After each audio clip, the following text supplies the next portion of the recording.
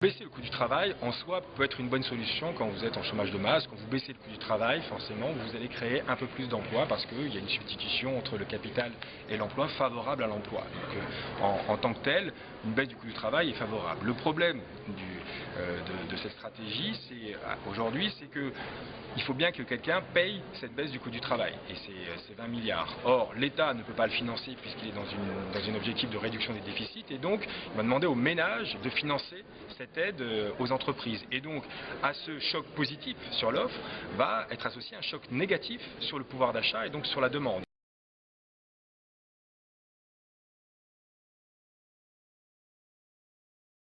Disons que le bilan des 35 heures a été fait par le ministère du Travail et l'INSEE en 2005. Que dit ce rapport? Il dit que globalement, les 35 heures ont permis de créer ou sauvegarder 350 000 emplois. Alors est-ce que c'est beaucoup? Est-ce que c'est pas beaucoup? On voit bien que par rapport à l'objectif des socialistes, c'était la mesure principale pour arriver au plein emploi, on voit que ça a échoué puisque 350 000 emplois c'est bien, mais ça ne permet pas de lutter massivement contre le chômage. Mais en même temps, ça n'a pas détruit d'emplois, ça n'a pas, comme souvent on le dit, fait décrocher la France du wagon européen.